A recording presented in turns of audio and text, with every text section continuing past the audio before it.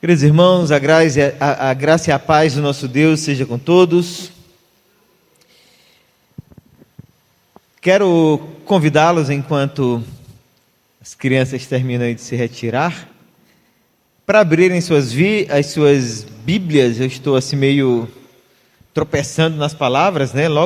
Desde o começo. Ainda bem que o Bruno vai cortar ali essa parte. Abrirem suas Bíblias no Evangelho de Marcos. E olha, irmãos, ainda estamos no capítulo 8 de Marcos. Como estamos em casa, não precisamos ter pressa, né? Observem como Marcos, ele vai emendando aqui um então atrás do outro. Olha aqui, capítulo 8, como o capítulo 8 ele é frenético, é ação o tempo todo.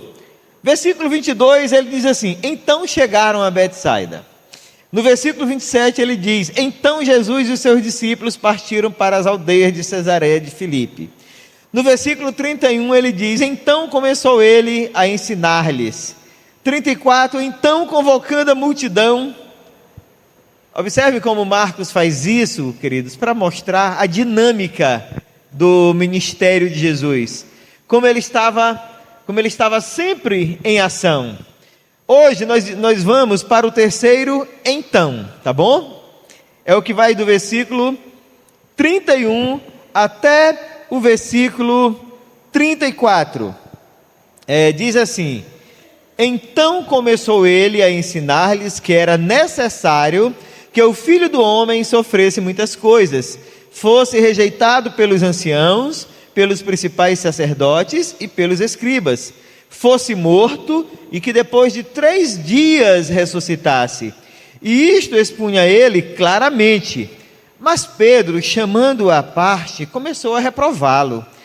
Jesus, porém, voltou-se e, fitando os seus discípulos, repreendeu a Pedro e disse: arreda, Satanás, porque não cogitas das coisas de Deus, e sim das dos homens. Esse terceiro então aqui de Marcos, irmãos, é uma continuidade daquela conversa que começa no versículo 27. No versículo 27, Pedro está, quando Pedro faz aquela belíssima confissão, né? Tu és o Cristo, né? Quando Jesus está conversando ali com os seus discípulos. Agora a conversa continua e se desdobra, né? Em novos diálogos. Conforme nós podemos ver, aqui dos versículos 27 até o 30, esse texto, ele vai mostrar como que os discípulos tiveram suas mentes abertas, né, despertadas, tiveram seus olhos abertos para a realidade messiânica da pessoa de Jesus, né? Lá, essa mesma passagem, essa mesma história, lá no Evangelho de Mateus, diz que foi o próprio Deus quem os habilitou para isso, né? Quando Pedro diz: tu és o filho do Deus Altíssimo, tu és Jesus Cristo, o Filho do Deus Altíssimo. Jesus responde: não foi carne nem sangue quem te revelou, mas meu Pai que está no céu. Então observem aqui dos versículos 27 a 30, a conversa gira em torno de uma espiritualidade muito profunda, né? Como eu falei domingo passado, nesse momento aqui, Jesus ele está com os discípulos e somente com os discípulos, revelando a eles a sua messianidade, a sua condição de ser o Cristo, né, o Messias prometido, para que eles se preparassem devidamente, porque logo depois, não muito tempo depois, haveria de acontecer a paixão de Cristo. Chegaria os dias do seu sofrimento. Agora aqui no versículo 31, obrigado, João, essa preparação, irmãos, ela continua, ela alcança mais uma etapa. E agora, se dos versículos 27 a 30, Jesus revelou o seu caráter messiânico de uma forma mais detalhada para os discípulos, agora dos versículos 31 até o 33, Jesus vai apontar para as consequências dessa revelação, que foram, a sua prisão, o seu sofrimento, a sua morte e a sua ressurreição. E a necessidade dessa morte de Jesus Cristo, que ele começa a revelar aqui aos discípulos, ele começa a dizer que ele haveria de ser morto. Jesus precisava revelar isso a eles, irmãos, e ensiná-los de forma adequada a respeito dessa morte. Jesus está aqui dizendo a eles, ensinando-os que não foi por causa de algum julgamento humano, ou por causa de alguma consequência pessoal, que ele deveria passar pela morte. Tampouco foi para dar um exemplo de mártir, aquele hino que os mais experientes aqui conhecem, ele veio ao mundo para ser mártir da paz. Você lembra desse hino? Jesus, ele nunca veio para ser mártir, irmãos. O hino é muito bonito, já foi muito cantado, mas tem uma heresia aí no meio dele, tá? Jesus nunca veio para ser mártir. Ele não veio para dar exemplo de abnegação, de alguém que é capaz de sofrer pelo outro ou coisas desse tipo. A razão pela qual Jesus Cristo veio ao mundo foi pela necessidade da redenção do homem, porque a redenção do homem estava no plano eterno de Deus, e sem sacrifício era impossível haver remissão de pecados. Nós não poderíamos ser reconciliados com Deus se não houvesse uma morte perfeita, e essa morte perfeita só poderia acontecer através do Cristo encarnado. Sem a morte do Cristo Redentor, nós jamais seríamos ressuscitados da morte espiritual em que nós vivíamos. Então esta foi a razão pela qual Cristo morreu. E é por essa razão que a morte de Cristo ocupa a mensagem central da Bíblia. É a morte de Cristo, o seu resgate da humanidade, que dá sentido ao cristianismo. Sem a morte de Cristo, sem a cruz, a religião seria somente mais uma, o cristianismo seria somente mais uma religião, entre tantas outras, entre milhares de outras religiões que tem por aí. Mas porque Cristo morreu na cruz, agora nós somos um povo livre da condenação eterna. E mais ainda, não somente fomos livres da condenação eterna, mas nos tornamos aptos para a vida eterna. É por isso que Jesus está falando sobre a sua morte, revelando sobre a sua morte para os seus discípulos. Observem aqui, irmãos, que está acontecendo nesse diálogo aqui dos versículos 31 a 33, está acontecendo algo diferente do que costumava acontecer em outras ocasiões. Até então, observem que Jesus ocultou do povo a sua messianidade. E eu já disse, a intenção ou a razão pela qual Jesus ocultava a sua messianidade era para evitar movimentos populistas. Agora, ele ensina claramente aos seus discípulos sobre a sua messianidade, sobre o seu sofrimento, sobre a sua morte, sobre a sua ressurreição. E com isso ele atesta para os discípulos a verdade a seu respeito sobre as coisas que estavam prestes a acontecer, sobre as coisas que foram profetizadas no passado e que finalmente estava chegando os dias de se cumprirem. E com isso, com esse diálogo, Jesus estava preparando aqueles homens que seriam os seus substitutos, Jesus os estava preparando para esses eventos que muito em breve haveriam de se suceder. É, portanto, irmãos, nessa perspectiva que nós vamos fazer a exposição de hoje, olhando para a morte e para a ressurreição de Cristo, como um acontecimento central para a nossa vida. Por isso, o título da nossa exposição é O Filho de Deus nas mãos do homem. E esse título ele está dividido em 3 pontos: o propósito da vinda, a falta de discernimento e a devida repreensão. Vamos para o primeiro ponto, o propósito da vinda. E isso explica por que eu estou falando do Filho de Deus nas mãos dos homens. O versículo 31 diz assim: então começou ele a ensinar-lhes que era necessário que o Filho do Homem sofresse muitas coisas, fosse rejeitado pelos anciãos, pelos principais sacerdotes e pelos escribas. Observem que até esse momento, Jesus tinha falado sobre a sua paixão apenas de uma forma assim muito velada. Mas agora ele está revelando aquilo que estava prestes a acontecer. Mas observem que quando Jesus revela isto aqui, a sua declaração causa um desconforto e vamos dizer, um espanto entre aqueles discípulos que ouviam as suas palavras.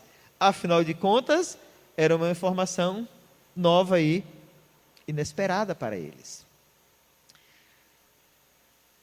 Não está atrapalhando, viu, Sancler?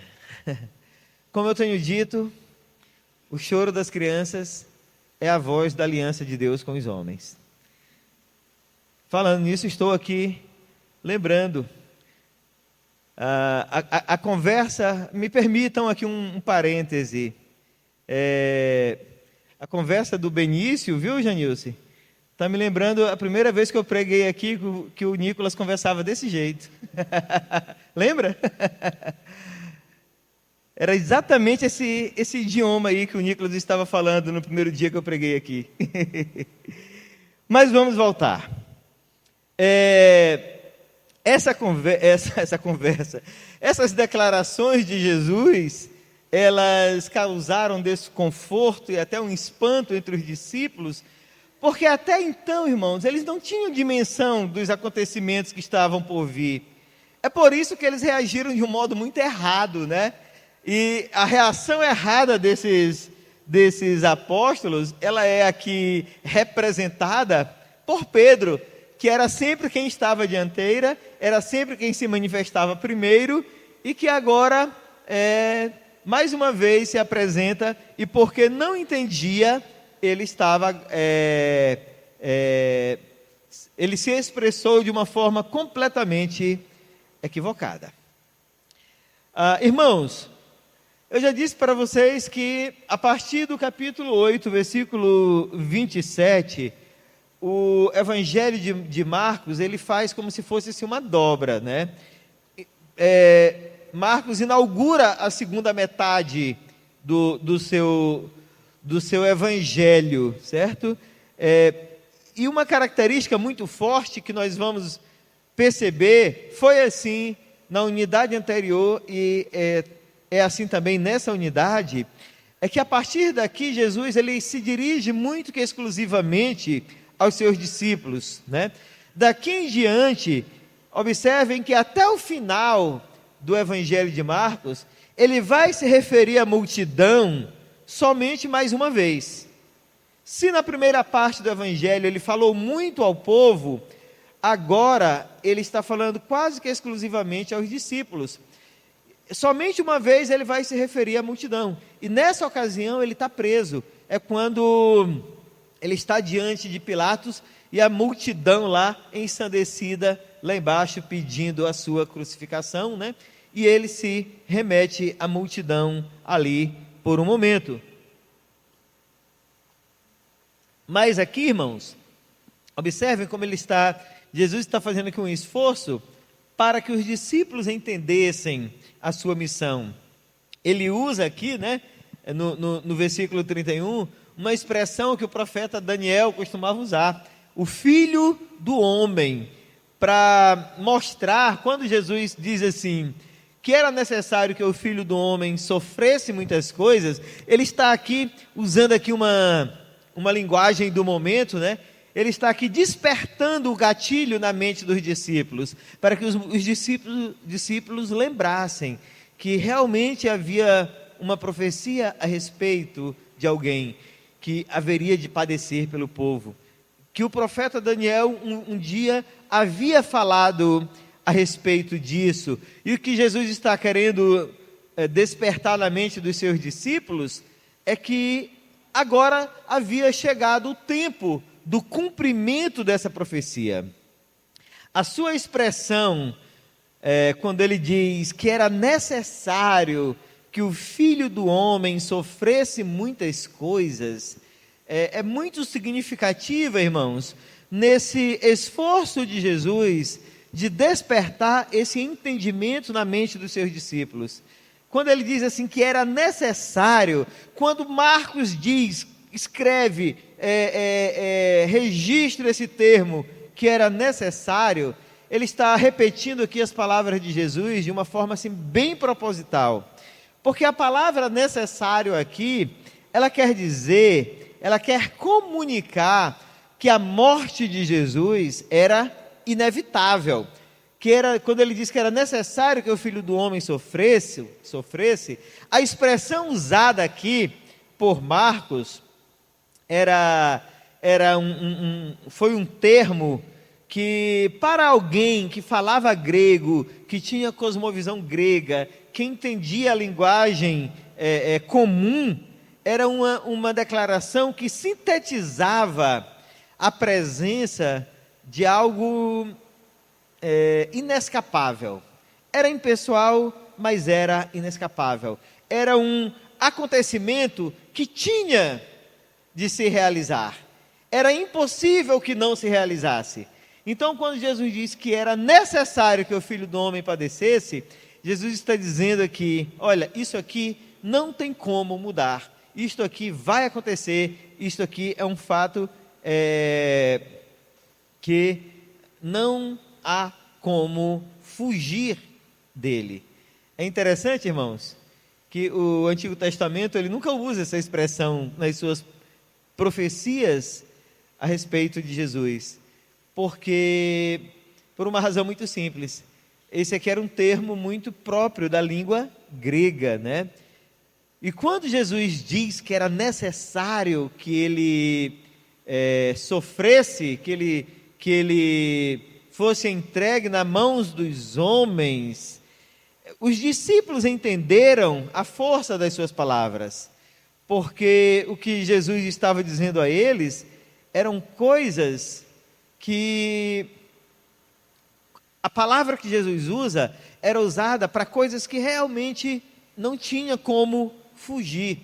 Não porque fosse um mero fatalismo, né, que poderia acontecer em algum momento, mas não tinha como fugir dessa realidade pela fidelidade de Deus ao seu plano redentivo.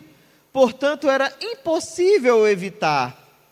Afinal de contas, se tratava de um desígnio divino. O Filho do Homem haveria de padecer na mão dos homens.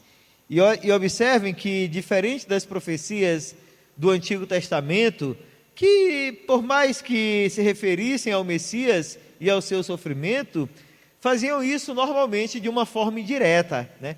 Aqui Jesus está afirmando categoricamente que ele precisava sofrer, que isso iria acontecer por uma decisão voluntária de sua parte, mas se daria pela mão dos homens.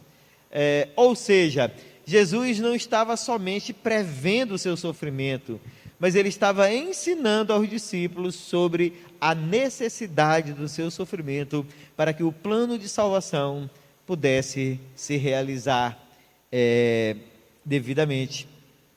Portanto, irmãos, a mensagem de Jesus aos discípulos era que o mestre que por tanto tempo havia curado enfermos, agora haveria de enfermar na mão dos homens. Aquele que havia dado vida, agora precisava morrer para que os mortos e os doentes espirituais pudessem ser sarados das chagas dos seus pecados. Certamente, irmãos, que isso era muito difícil para os discípulos entenderem. Afinal de contas, eles viam Cristo como aquele que tinha poder para curar qualquer doença e para ressuscitar pessoas, né? Eles viam Jesus como aquele que tem poder sobre todas as coisas. Mas agora ele estava dizendo que iria se submeter voluntariamente a um terrível sofrimento. Consequentemente, se eles não entendiam isso, eles entendiam muito menos que ele iria ressuscitar, mesmo tendo visto Jesus ressuscitar tantas pessoas durante o seu ministério. Mas esse, irmãos, foi o propósito da vinda do Senhor, porque de fato ele precisava sofrer, precisava ser rejeitado, precisava ser morto, mas era propósito também que ele morresse para que ressuscitasse no terceiro dia, e assim a morte fosse derrotada definitivamente, através do seu sacrifício. A morte eterna que penalizava a humanidade só poderia ser vencida pela morte de Jesus na cruz. E a prova dessa vitória seria a sua ressurreição. Por isso, isto que Jesus estava falando aos discípulos era realmente algo inevitável. E mesmo que fosse assustador e deixasse os discípulos confusos, eles precisavam entender, eles precisavam amadurecer a respeito disso. Mesmo que Jesus não tenha lhes falado todos os detalhes do que estava por vir, Jesus estava revelando a dimensão da sua missão na terra, que nesse momento aqui já caminhava para o fim, conforme designado eternamente por Deus. Ou seja, muito em breve o propósito da vinda de Jesus estaria devidamente cumprido. E ele está ensinando isso aos discípulos e nos ensinando também. O nosso segundo ponto, irmãos, a falta de discernimento humano. Olhem aqui comigo o versículo 32. E isto lhes expunha claramente, mas Pedro, chamando-o à parte, começou a reprová-lo. Marcos é muito dinâmico, mas ele também é muito econômico nas palavras, ele não dá detalhes, né? Mateus e Lucas dão mais detalhes, mas o que Marcos nos diz já é suficiente.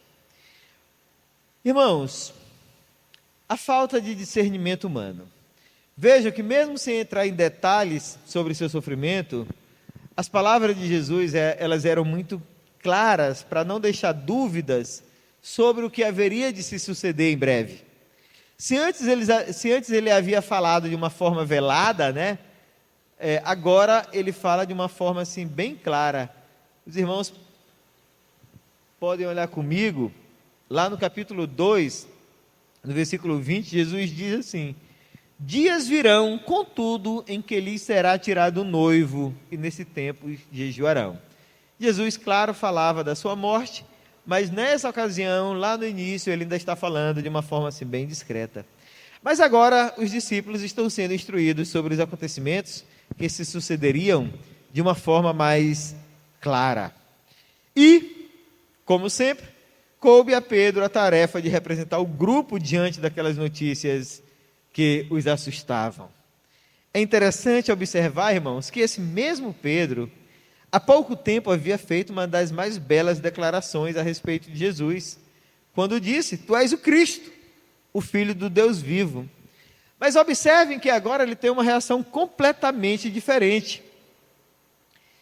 Mas observem também que da mesma forma que Jesus identificou a primeira declaração de Pedro como uma revelação de Deus a ele, agora ele diz que as suas palavras eram induzidas por Satanás, que usou da humanidade vulnerável de Pedro para repreender a Cristo, enquanto tentava afastá-lo da cruz. Por que Jesus diz que as palavras de Pedro eram induzidas por Satanás? Porque eram palavras que tentavam afastá-lo da sua missão.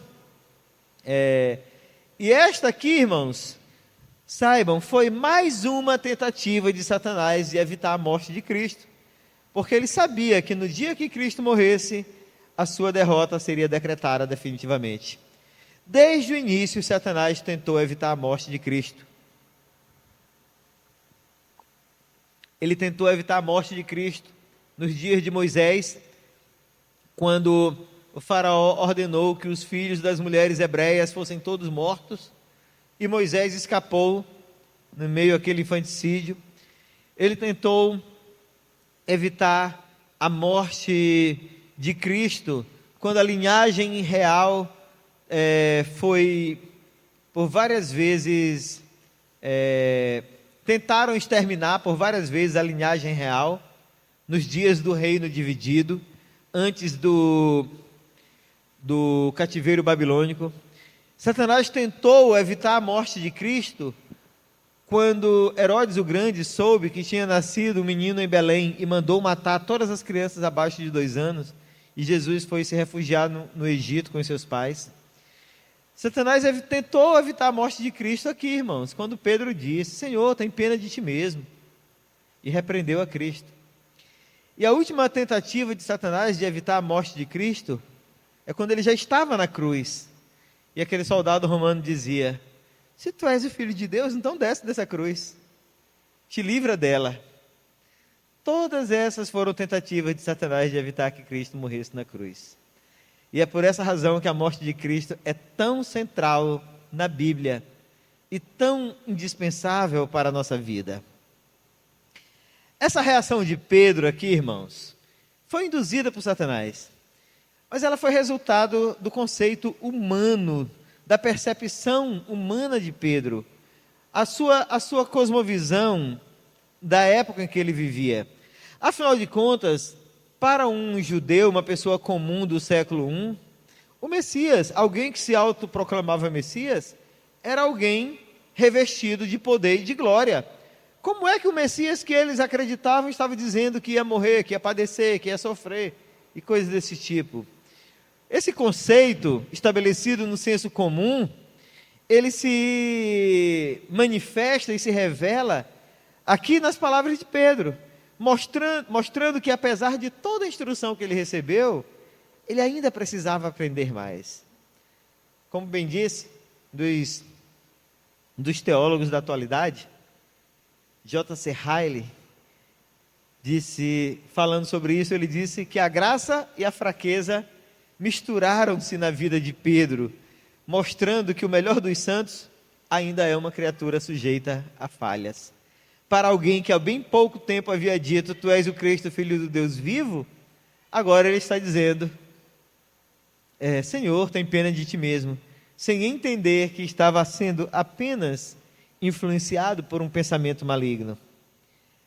Ou seja, a visão de Pedro expressava a sua humanidade tão vulnerável a pensamentos anticristãos e antibíblicos.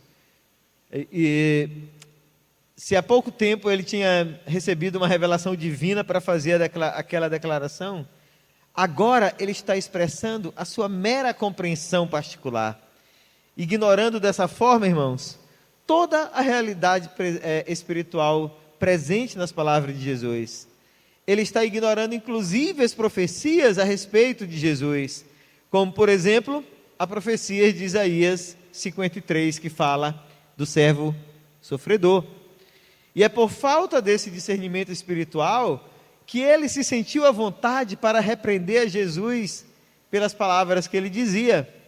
Ele não entendia que, se Jesus decidisse salvar a si mesmo, em vez de morrer na cruz, todos os homens, inclusive ele, estariam condenados à morte eterna. Afinal, se não houvesse morte na cruz, não haveria coroa de glória. Se Cristo não fosse para o Calvário, nós jamais chegaríamos ao céu. Sem sacrifício, não haveria remissão de pecados. Era inadmissível, irmãos, para Pedro, no entanto, que Jesus optasse pela cruz, em vez de optar pelo trono, porque é muito confuso na mente humana alguém que tem um trono preferir a vergonha de uma cruz. Mas é interessante também, irmãos, que a visão de Pedro, embora ele estivesse ali expressando seus sentimentos particulares, é a visão de todos nós. A visão do homem é que as mudanças acontecem pelo trono, por quem manda, porque tem o poder. Mas Jesus está dizendo que, na verdade, A verdadeira mudança, ela só acontece se ela começar pela cruz. A nossa vida só muda quando nós olhamos para a cruz e não para a glória que nos espera. O próprio reino de Deus, ele só estaria definitivamente estabelecido na morte expiatória de Jesus, e não quando ele voltasse para a destra do Pai, para sentar-se no trono de glória. E Jesus, ele discerne aqui rapidamente esse pensamento que estava influenciando as palavras de Pedro. Ele discerne rapidamente a armadilha na qual Pedro estava preso. Por isso, ele também rapidamente discerne, ou melhor, rapidamente ele corrige o pensamento de Pedro. Porque se Jesus deixasse Pedro continuar pensando como ele estava falando, certamente a própria humanidade estaria perdida, porquanto não seria capaz de compreender o significado do sacrifício de Cristo. Vejam que as palavras de Jesus, elas foram muito incisivas, muito contundentes, porque Jesus sabia que por trás daquelas palavras de Pedro estava Satanás, que o instigava a tentar Jesus, como o próprio Satanás já havia feito outras vezes. Jesus já havia sido tentado, e ele via nas palavras de Pedro mais uma tentação de Satanás. Essa reação do apóstolo, irmãos, ela representa todo o humanismo que marca a sociedade. Esse humanismo que hoje, dentro da igreja, ele é defendido e proclamado pela teologia liberal, né? Que relativiza o sacrifício de Cristo, nega a necessidade desse sacrifício, né? Abre mão da sobrenaturalidade e daí por diante. Mas, assim como foi com Pedro, irmãos, a palavra do Evangelho, ou a palavra de Jesus Cristo não muda.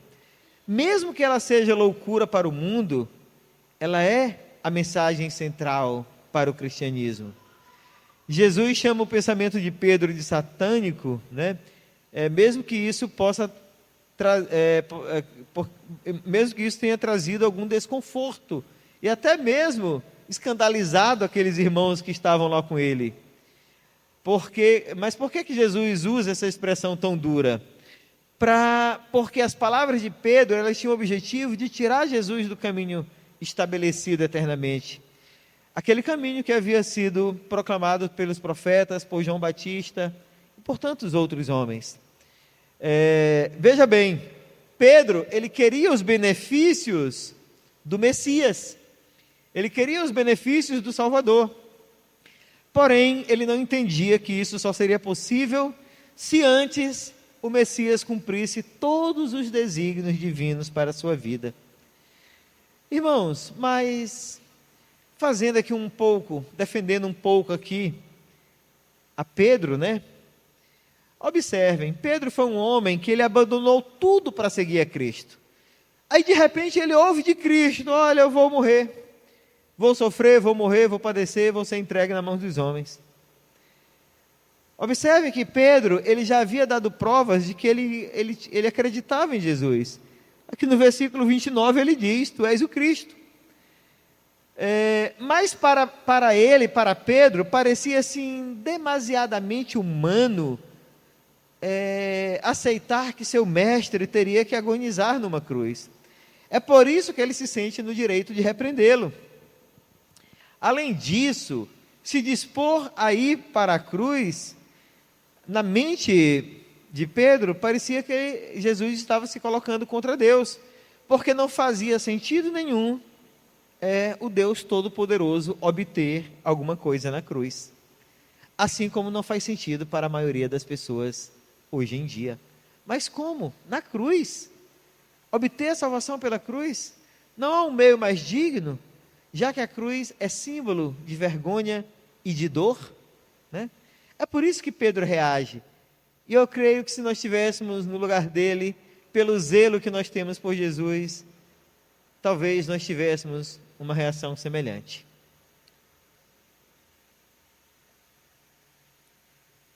Mas, mesmo entendendo Pedro, irmãos, ele precisava ser repreendido. E esse é o nosso terceiro ponto, a devida repreensão. Observe aqui no versículo 33. Jesus, porém, voltou-se, fitando seus discípulos, repreendeu a Pedro e disse: arreda, Satanás, porque não cogitas das coisas de Deus, e sim das coisas dos homens. Uma observação mais detida desse versículo, irmãos, vai mostrar que Jesus não está se referindo especificamente a Pedro, mas ele está falando diretamente àquele que o influenciava a pensar daquela maneira. É interessante a gente fazer uma distinção, porque não está acontecendo aqui aquilo que aconteceu naquelas ocasiões em que Jesus libertou pessoas possessas de demônios. Aqui se trata de uma repreensão a um pensamento mundano sugerido e incentivado por Satanás. Vejam que pensamentos dessa natureza não são pensamentos exclusivos de uma ou de outra pessoa. A humanidade em geral tem esses pensamentos que são sugestionados pelo diabo. E o que Pedro fez foi apenas expressar uma ideia que era comum ao ser humano de um modo geral. E esse pensamento de Pedro, irmãos, observe que ele pode ser visto em qualquer época, porque o normal de uma pessoa que está ali no limite do senso comum é rejeitar qualquer ideia de sofrimento, né? Alguém que gosta de sofrer é tido como alguém que está com algum distúrbio. Por isso que Pedro não conseguia entender. Mas para Deus, irmãos, isso era algo absolutamente necessário, inevitável, porque a morte de Cristo haveria de resultar em glória, uma glória que seria manifesta na sua ressurreição. Para o homem, a cruz sempre foi algo ofensivo, porque ela é sinal de vergonha, ela é reservada aos piores, ela é reservada àqueles que merecem todo o castigo. É por isso que os judeus, eles se escandalizavam com a cruz. Os gentios achavam que obter a salvação na cruz era pura loucura. Aquilo que Paulo fala lá em 1 Coríntios 1, 23. E até hoje, irmãos, passados 2000 anos, a humanidade ainda reluta em aceitar a verdade de que o sacrifício de Cristo não é determinante para a sua vida. Ainda reluta em aceitar a verdade de que se não houvesse derramamento de sangue, não haveria remissão de pecados. Até hoje, grande parte da humanidade, a maior parte mesmo, rejeita o que diz Hebreus capítulo 9, 22, que sem derramamento de sangue não há remissão. Contudo, irmãos, é na cruz que a sabedoria e o poder de Deus são revelados. Daí que, diferente do que Pedro pensava, e do que a humanidade em geral pensa, a humilhação de Cristo na cruz, irmãos, é bem diferente do conceito que nós temos de humilhação. É bem diferente da humilhação que o pecado impõe ao homem. Vejam, a morte de Cristo, ela tem salvador expiatório. A morte do homem não tem nenhum valor salvífico. No entanto, o homem, ele se identifica com Cristo lá no seu sofrimento na cruz do Calvário e na sua morte. É lá que nós nos encontramos com Cristo.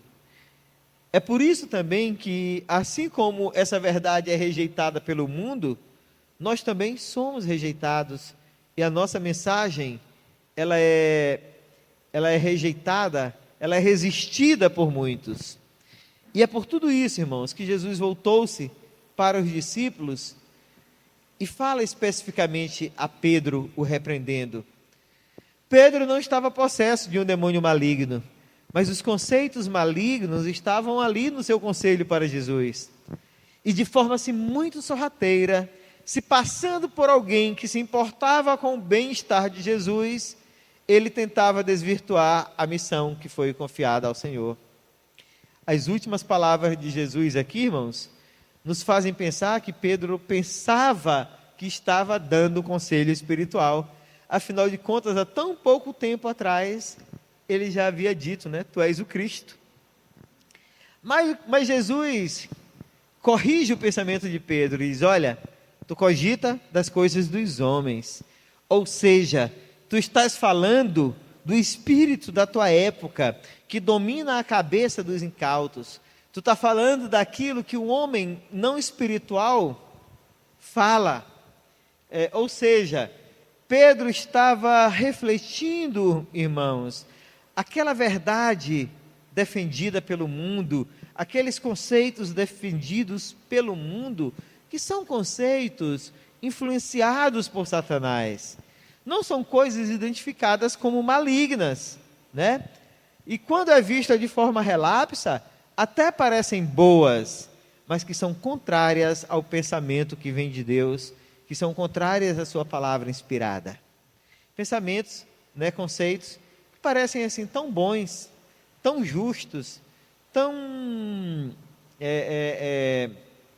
adequados para a época, né? Mas que apenas retratam uma influência maligna por trás deles. É isso que estava acontecendo com Pedro, e é por isso que Jesus diz, arreda Satanás, porque não cogitas das coisas de Deus.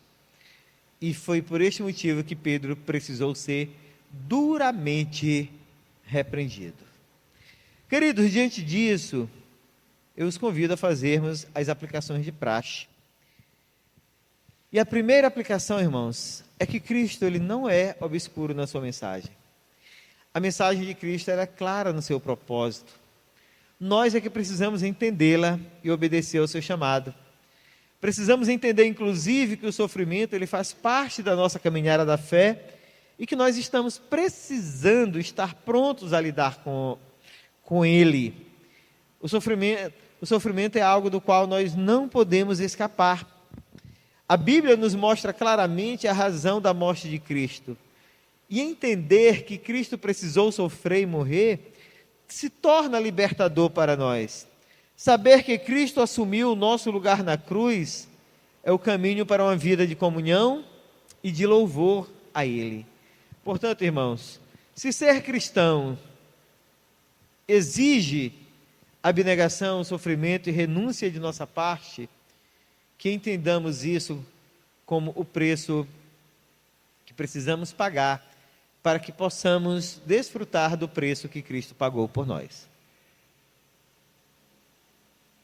A segunda aplicação, irmãos, é que, às vezes, né, nós nos escandalizamos com a atitude de Pedro, mas nós também questionamos a Deus, e também temos dificuldade em aceitar o seu modo de agir conosco, porque muitas vezes o achamos injusto ou demorado. Não era isso que nós gostaríamos, né? E é por isso, irmãos, que nós precisamos pedir discernimento constantemente, para que não erremos também. Sem perceber, vejam que muitas vezes nós estamos expressando opiniões e defendendo causas sorrateiras que contrariam o verdadeiro ensino da Bíblia. Por isso nós precisamos estar sempre atentos para discernir essas armadilhas. Coisas que parecem boas, mas que no final das contas são puro resultado de um pensamento maligno. E a terceira aplicação, irmãos, é que a repreensão divina, ela é indispensável em nossa vida. Se Deus nos deixasse agir por conta própria, cedo nós nos perderíamos, porque facilmente estaríamos vivendo segundo o espírito de nossa época. Por isso, sempre que formos repreendidos pela palavra do Senhor, através de um cristão, através de um líder, através de alguém que se importa conosco, sejamos gratos a Deus que nos guarda e nos corrige para o caminho certo a cada repreensão. A correção do Senhor, irmãos, por mais dolorosa que seja, ela sempre nos encaminha para o que é bom e para o que é correto. Por isso, louvemos a Deus, sejamos gratos ao Senhor por tudo que Ele tem feito por nós. Amém.